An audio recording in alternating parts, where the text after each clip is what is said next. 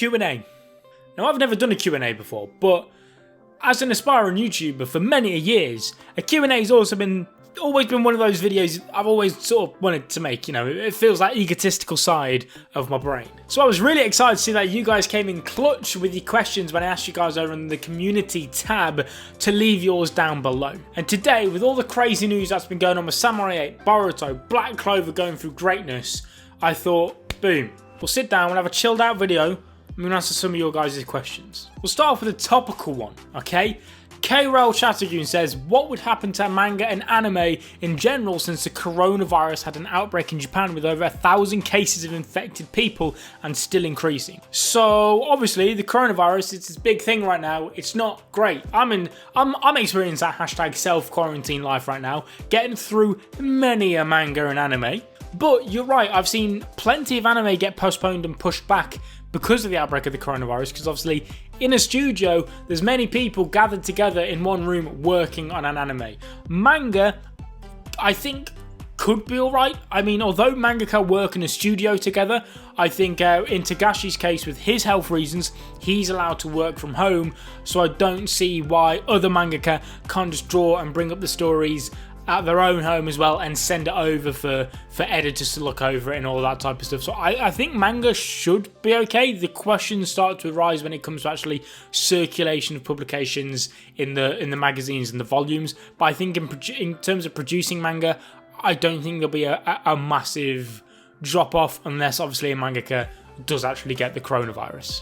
But on to a more positive note, Denetsu no B has a few questions for me. He says, first off, where are you from? England. Looks like it from your accent. Yeah, if you couldn't tell, I am English. I lived in Spain for 5 years. Don't ask me to talk any Spanish though, because I'm an idiot and I know very, very little. But yeah, I do enjoy the odd cup of tea, if you couldn't tell. And then also, this is a really good question. What made you like Naruto so much? So I think with Naruto, it was just a perfectly timed anime in terms of when I first started watching, because I started watching anime now for the first time probably about 6, maybe 7 years ago. I started off with Fairy Tail. I think I then had like Death Note, Angel Beats, things like that. And then I just remember summer holidays coming around. Naruto Opening 16 had just released and I saw it pop up on my YouTube. I watched it. It was a banger. It's still, to this day, one of my favourite openings. And that is the exact reason I started Naruto. I saw that. It was an absolute incredible song, incredible visuals. I watched it purely based off that and thought, I've got to watch this. This looks amazing. And then in the span of like 2 months, I watched all of Naruto. I skipped the filler. As soon as I realised what filler was, I was like, nah, I'm skipping that shit. But I think in terms of what made me like Naruto so much, obviously the characters in the story were a big factor, but I think more than anything, it was just good timing.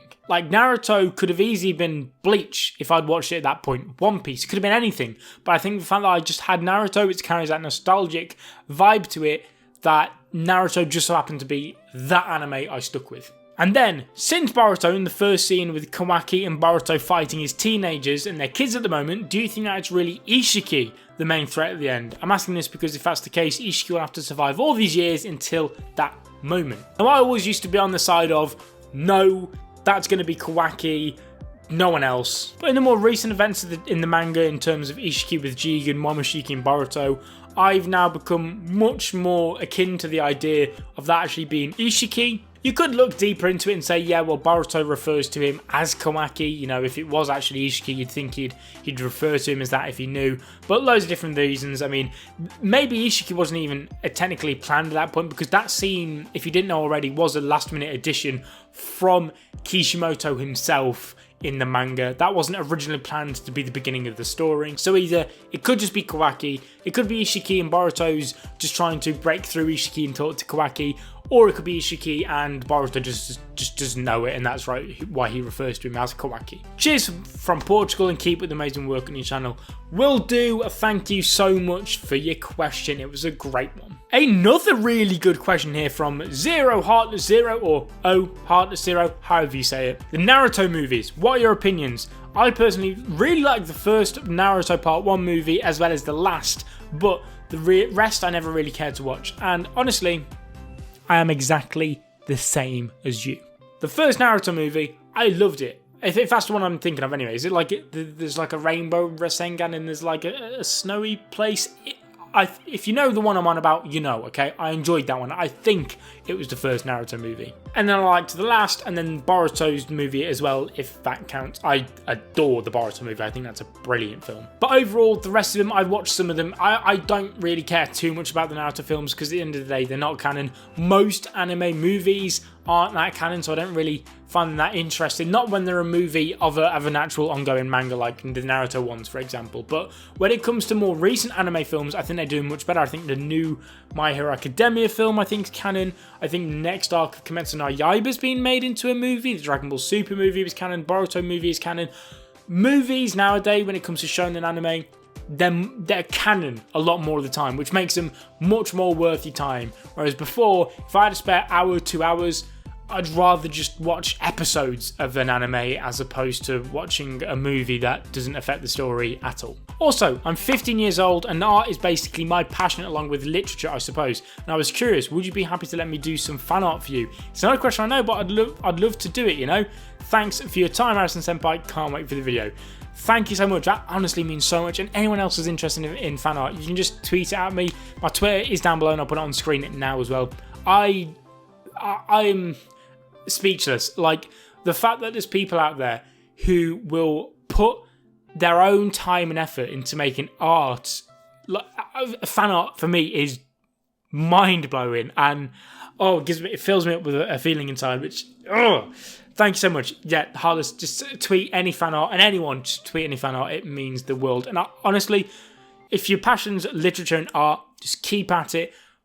Trust me, use social media as a way to promote it, and if it's done right and you do well, it could blow up, and I really, really hope and wish you the best of luck. Now my girlfriend's jumping on this. Red Panda Alyssa Liss says, top 3 favourite anime. Right, let's go. First up, no, without a doubt, Hunter x Hunter. It's up there, it's the best. Chimera Ant Arc, I could rewatch that so many times. I think I've rewatched it 3 times now. Meruem, absolute goat of a villain, has my favourite episode of anime of all time. Episode 131 of Hunter x Hunter is...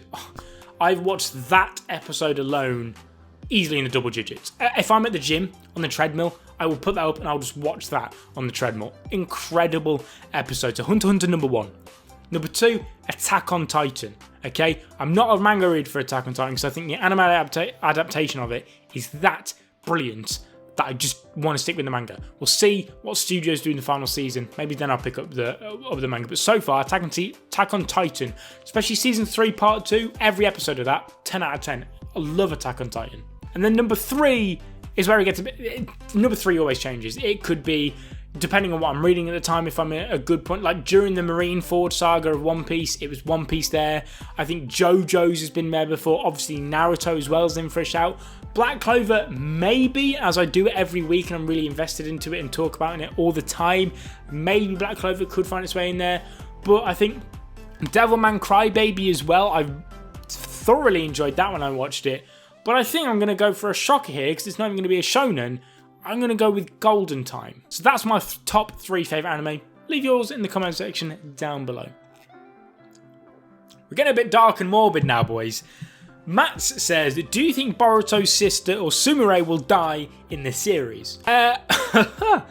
Himawari, I don't think will die. I don't think they'll kill off a character that young, and especially with the V-Jump average age being about 12, I don't think they'll kill off Himawari, especially because, and I'm viewing this from more of a business standpoint, I can see Himawari being a very marketable character. Like I can picture Himawari spin-offs, Himawari plushes, all of that type of stuff. So I feel like they'd make too much money off Himawari to kill her off. As for Sumire, she's one of the only new generation kids that's actually shown to have appeared in the manga. So I think there's a decent chance of Sumire dying. We'll see how that goes. But I think if out of the two, Sumire definitely more likely to die than Himawari. Davi A says, would you like to see a Black Clover and Boruto crossover? And how should the story be?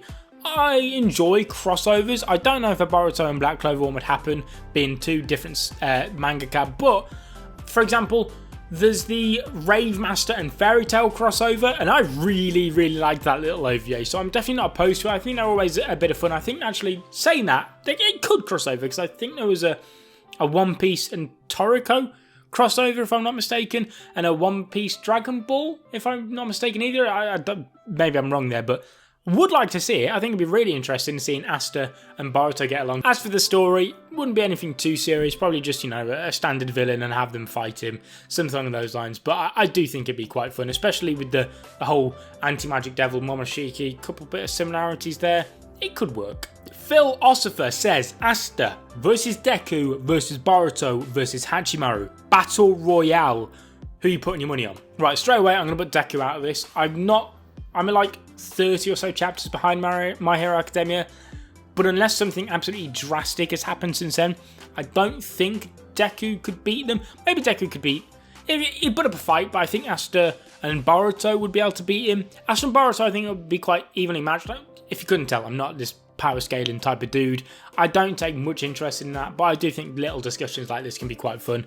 But I think the winner has to be Hachimaru.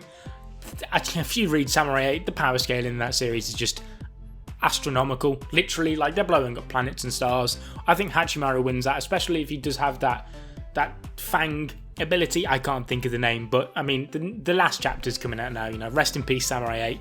At least it came at the top of some things list. So yeah, Hachimaru, I think, has to take the win there. Ben's Club says, we've already seen Kashin Koji appear for a second in Boruto, but how would you like him to appear next? Could you explain how you think it would go down in your head? Now, if you do read the manga, you know the actual canonical way Kashin Koji does appear in the story. However, we did see him appear for a split second in the Momoshiki arc in the anime adaptation. So if you're asking me how I think it could be done differently in the anime, I could see something, or I'd like to see something happen where at the end of an arc, say like the Mitsuki arc for example, if we have a post-credit scene or something right at the end of the episode where we sort of look off into the distance and we see at the top of a hill Kashin Koji looking down on where the final battle between Boruto and whoever the villain of the arc is taking place, and he says something like, so that's Uzumaki Boruto.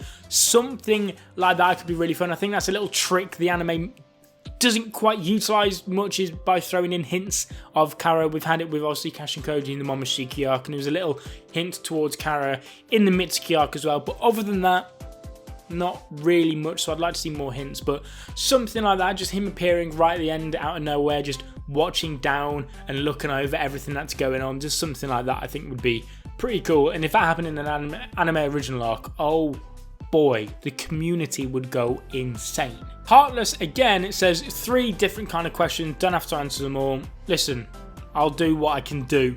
1. Boruto's execution, both the anime and the manga. What are your thoughts overall? This also fits into the question of Goku2241.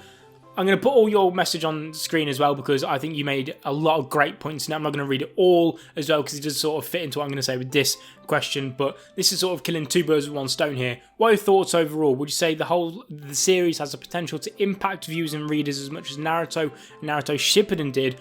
Of course not in the same way, but will it be a series that many look back on with great feelings, nostalgia, and have the same sense of an emotional bond that the people have formed with characters like Naruto and Naruto Shippuden? First off, unfortunately, I'm going to be a little bit of a downer here.